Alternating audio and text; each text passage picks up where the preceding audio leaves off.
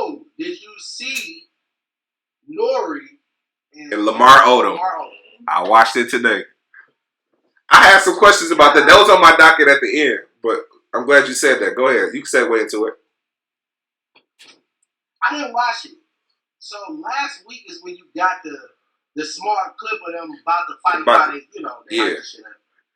And the shit was so cringe-worthy.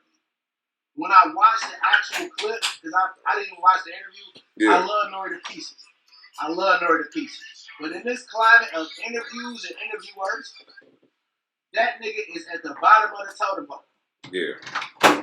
He is not a good interviewer at all. Yeah. But I love him. He's very entertaining.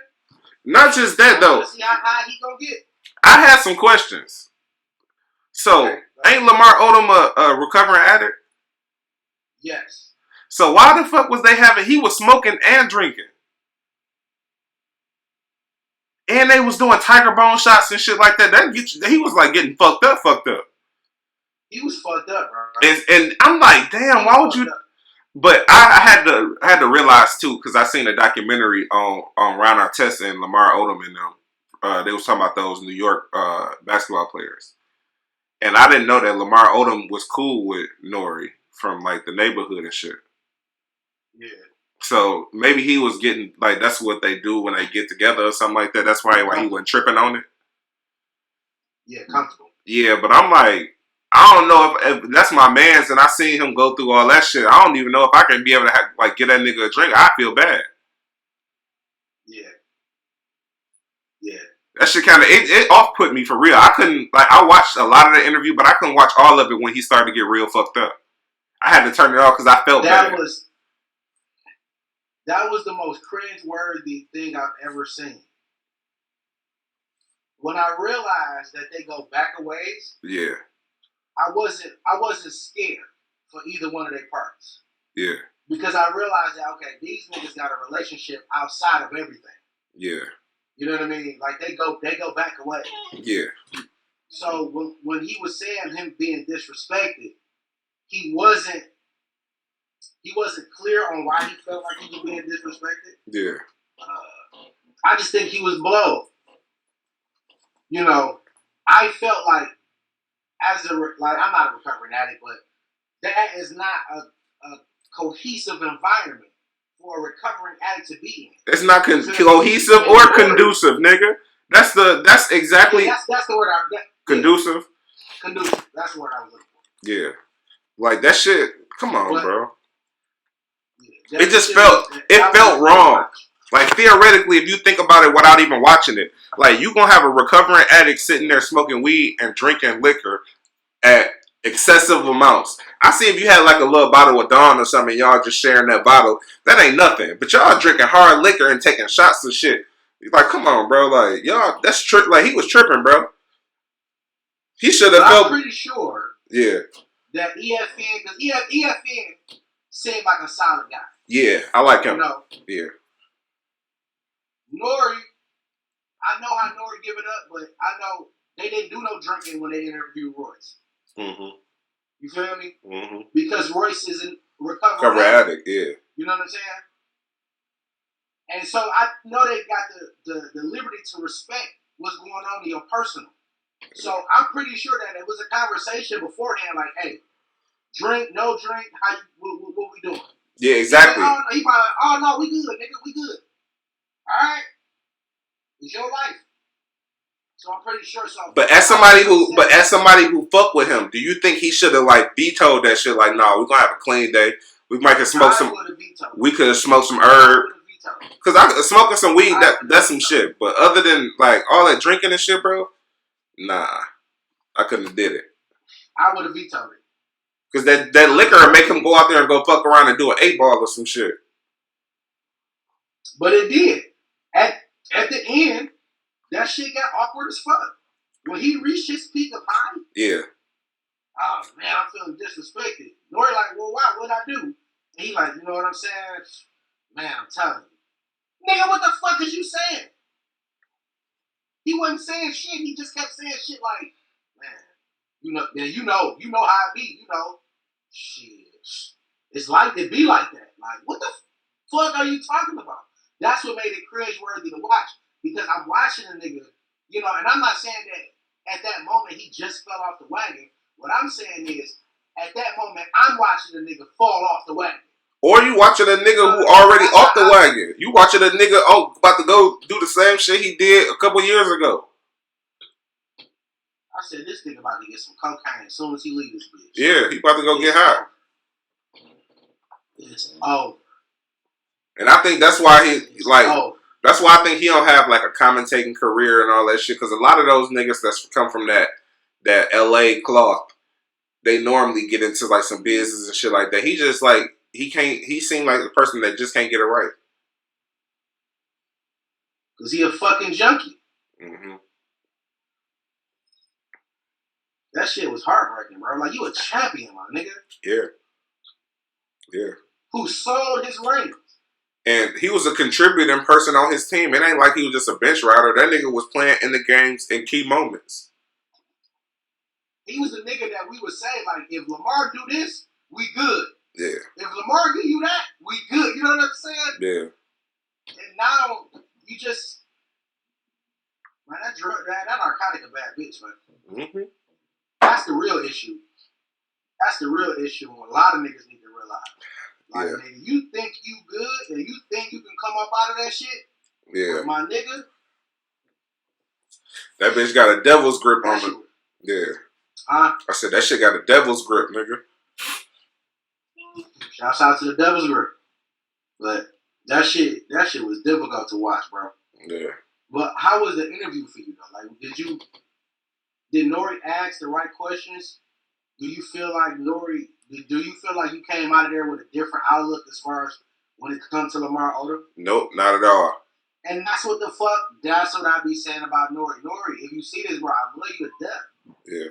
And I know your brand is predicated on you not being a good interviewer. Yeah. Then what the fuck is the point of the show? You might as well just have some niggas come and hang out and talk shit. Talk about what's going on. I mean, that's basically what they doing. Because if you're not gonna interview, but he try to ask questions. You know what I mean? Like, so, all right, hold on, I'm jumping around. So when we got here, what happened there? Like, nigga, what the fuck are you talking about, cuz? Yeah, what? Like, and that's what I think. Maybe that's what it is. Maybe he needs some more structure to his show, like where, like how the brand of the show, yeah, is not structured.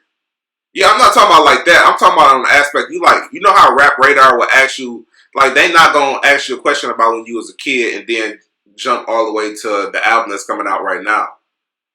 What I'm saying is, like, nigga, get all the early questions out, then come through with some shit people might want to know, and then ask about the current shit that's going on now, and then end your shit. Right. You get what I'm saying? You don't. It ain't like being structured, but just have like, nigga, come on, bro. You gonna ask a stupid? It sounds stupid when you ask the questions in that order. If he would have did them in the correct order, it might not sounded that stupid. But by him skipping around so much, that shit be like, and then once he gets sauced up, then you really notice it. Because then the questions would be like some stupid shit like, do you eat ass? Like, come on, bro. What the fuck are we doing? Yeah, that shit bad, bro. You get what I'm saying? That shit bad. What I noticed, you know, and even though I know that their show is predicated based off of who up there, yeah, like who is on that episode, yeah. But this is why I'm so strong on us building a brand to where motherfuckers want to hear us, even if nobody is talking. Yeah. You know what I mean? Yeah. Because if Nori and EFN had a show that was just them talking, it would not do well. It won't do well. Yeah, I don't think so either. Unless he do a lot of incriminating shit. That's what he had to have a storytelling where he'd be like story time with Nori, where he talk about some old shit that happened.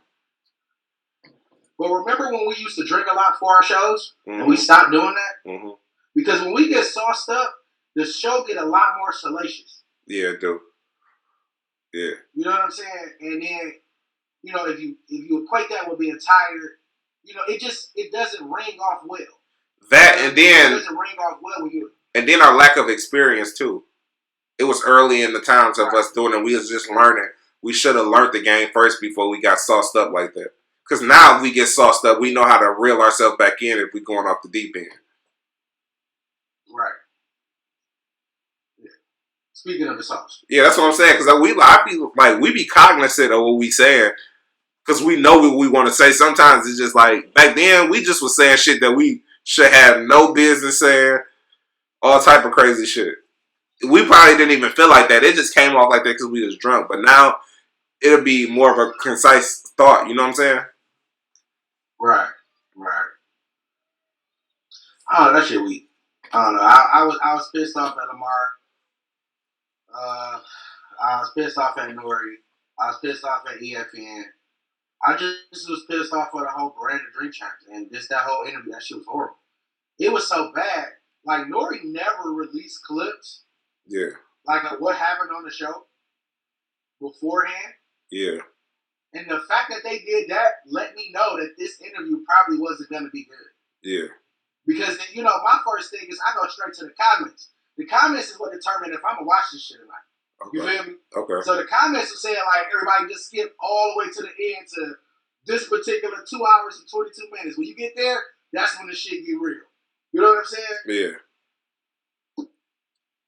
And not for nothing, Lamar Odom ain't even the nigga I really want to hear from right now. Yeah, because he don't seem like he in the right mind frame to be doing a good interview. Like, he still looked the same. Yeah. Like a drunk nigga. Mm-hmm. He always looked like that. I hope he get help, man. I do too. I hope he get help, man. Yeah.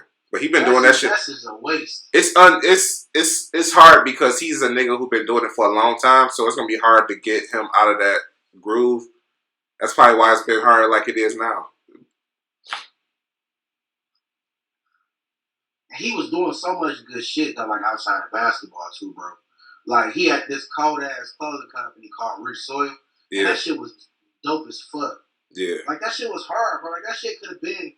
I think it did, do numbers as far as like urban brands, but it could have been something that kind of stuck around a lot longer. A lot longer, yeah. If he wasn't intoxicated, you know what I'm saying? Mm-hmm. So I don't know, bro. Like, that shit it's just horrific. You know what I mean? You think I wouldn't. You think that Kardashian shit is what fucked him up? No. He had issues already. No, I'm saying, but do you think it magnified the issues that he already had and made it worse to the point where we see it? Because he was doing all that shit as an NBA player, and we really didn't even notice it until he got on TV, reality TV. On TV, yeah. So, but they just magnified it. Like, they just, everybody knew about it. Like, it didn't help it. It didn't hurt it. He was an addict already. Yeah, I was saying, you felt like it was just going to naturally progress that way anyway? Oh, yeah. Yeah. Oh, yeah. Especially after basketball, nigga, it was just a matter of time for him to get pulled over with nigga, an ounce of cocaine on him. That might have been what did it too, because when they traded him from the Lakers and sent him to Dallas, he was hurt. He was crying on the Kardashian show and shit. That might have been what drove him down the lane to go higher, as far as like with the drugs and shit. Yeah. Him not feeling appreciated and shit. Yeah, facts. Right. Yeah, so I mean, Yeah. I don't know. That shit just was, But shout out to all of them. I don't want to sound like I'm just trashing Nori, but I see Nori's potential. Yeah. He's like, now he's he's laughable. Like, when you talk about media guys and everybody like who's the Charlemagne, you think the of Joe Budden, you think of Act, you think of Rap Radar. You know what I'm saying? Yeah. You think of the Elliot Wilsons. Like, you think of these niggas. When you put Nori name in it, it's like almost like a little laugh when you say it. Yeah, because his show is totally different than what they do. It's not even real media. Yeah. It's a drunk ass nigga getting everybody else drunk. The idea of it is cool because remember, we tried to jack that concept. Yeah. Like, we're going to get a nigga drunk enough to say some goofball shit. You feel me? Yeah. But when you get large, when you get somebody on there, like, I want to hear what they got to say. I don't give a fuck for being drunk. Yeah, especially when we get a guest on. Most of the time now when we get guests, we get people that we're interested in hearing from for real. Yeah, like I don't give up. Like I don't care about that kind of shit. Like when you have a nigga like Birdman on there, 50 Cent, Ja Rule, or Irv Gotti, like, you know, Jermaine Dupri, like, don't get them niggas drunk, and you don't drink either. Smoke your weed so you can be high, but nigga, have questions, nigga. Like, I want to hear what these niggas got to say. Yeah. You know what I mean? Yeah. Even that Floyd interview, I wasn't impressed. I wasn't. Floyd Mayweather, not for nothing, bro. Like, is arguably one of the most interesting niggas in the world to me. Yeah. You feel me? Not because he got money and he flashy. You feel me? Because it takes a different kind of mind to get to that point and that level of boxing. Yeah. You feel me? And then that level of business. Yeah. You know what I'm saying? Mm-hmm. Like, I want to go into this nigga's mind, bro. I want to know how you think. Like, when you wake up in the morning, what's on your mind? When you go to bed, what's on your mind? You know what I mean? Like, that type of shit. Yeah. I get you. But it takes the right interviewer. You know what I mean? Like, it take the right, and I didn't mention Nardwuar, but shouts out to Nardwuar too. He a media nigga. You know I think he go more in depth than anybody do, but as far as research, man, he is crazy with his shit. Yeah, he crazy. He'll find some shit you listen to in the 8th grade at your dance, nigga. I would never be like, all right, I'm out to. I'll never go that deep. I do digging. Yeah. You know what I mean? But I ain't going that deep, bro. Nardwuar, he like that nigga look like he got the plug on everybody. He hit his database, so nigga, he got everything on the wire. He the feds. For real, nigga. Yeah. But shouts out to Drink Champs though. I don't wanna just shit on him. Like I'm hating or anything like that.